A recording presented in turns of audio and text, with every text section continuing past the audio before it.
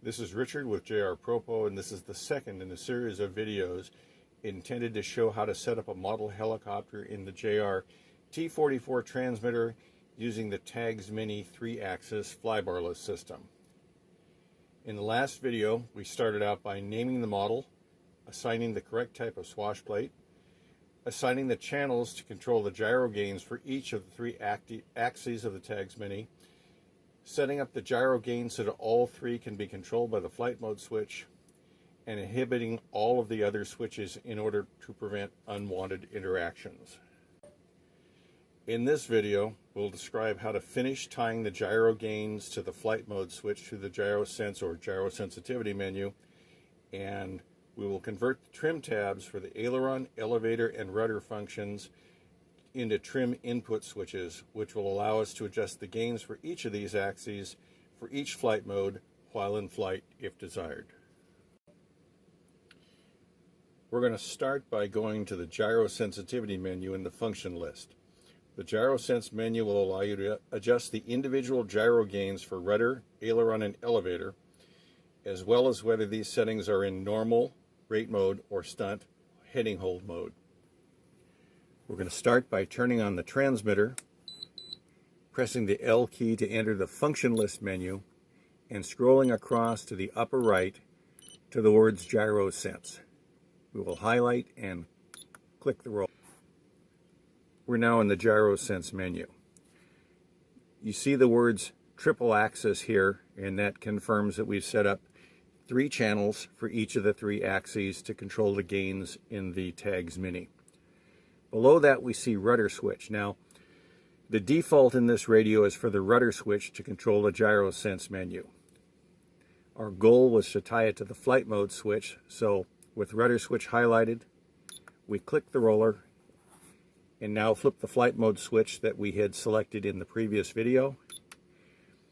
Rudder switch changes to flight mode switch, and now the flight mode switch will control the gains for all the gyros based on the values that have been entered on this menu.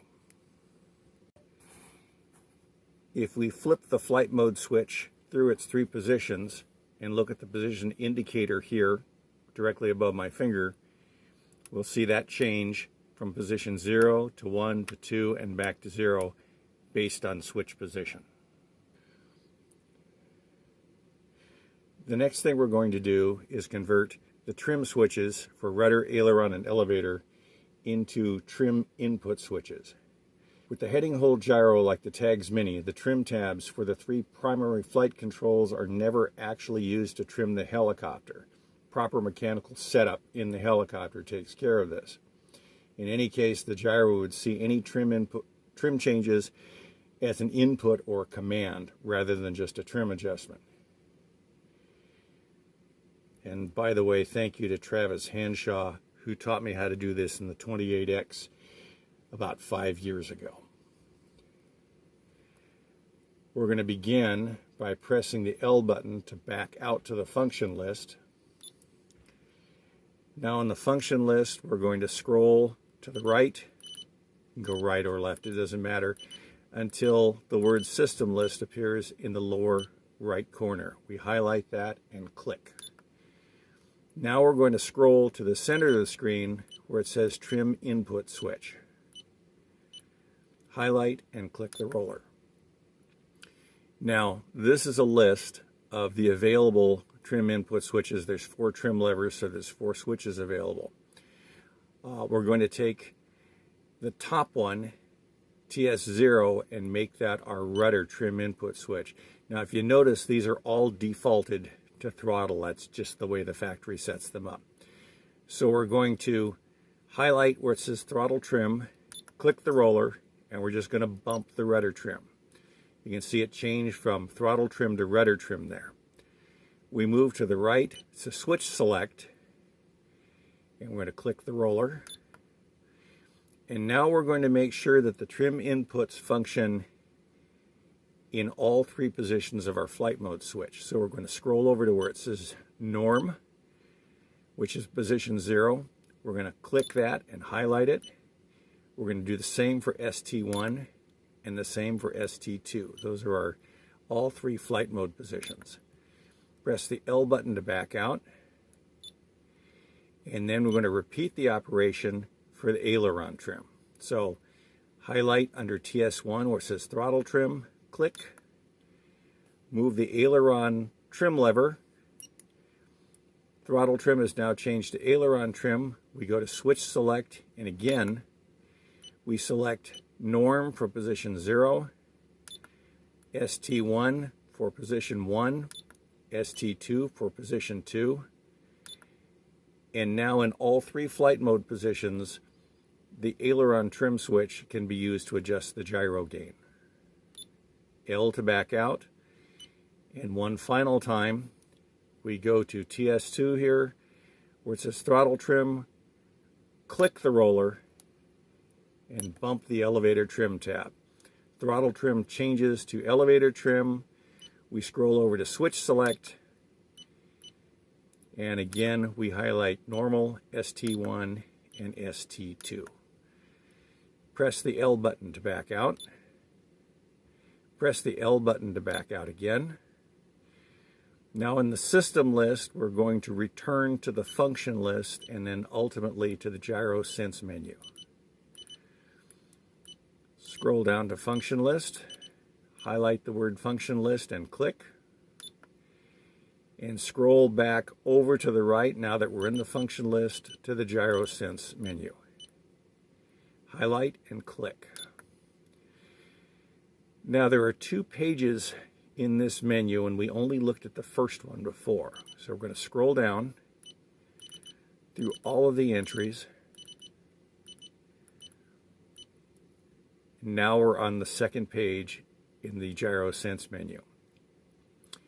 You have 3 columns on the right. First is rudder gain, which is the gear channel. Second is aileron gain, which is auxiliary 2. The third is elevator, which is auxiliary 3, which we set up in the previous video. Directly below rudder gear, where it says trim in, inhibit, we're going to highlight that and click the roller.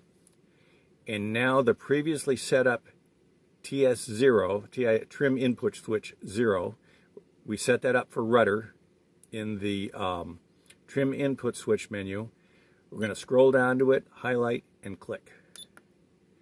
We're going to do the same for the aileron channel. Trim input switch is set to inhibit. We're going to set this to TS1, highlight and click. Elevator, we're going to do the same and set it for TIS2. Highlight and click. Now we're going to scroll back up and we're going to talk about this table for a little bit. The table shows the current values for the gains for each axis or channel for each of the 3 flight modes. So if I look at gear, the gear channel, which is the rudder gain, position 1, we have stunt or heading hold mode and 50% gain. For position 2, stunt, 50% gain. Second column represents the values for aileron, the aileron gain, the third for elevator.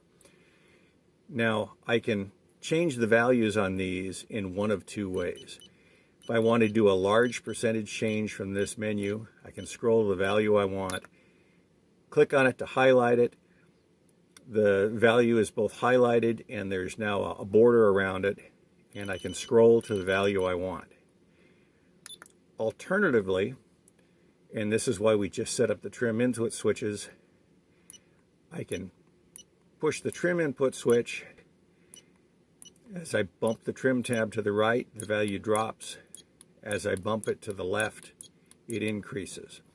If I want to change the value for position 1, which would be idle up 1, I flip into position 1 on my flight mode switch. The position indicator changes to reflect position 1.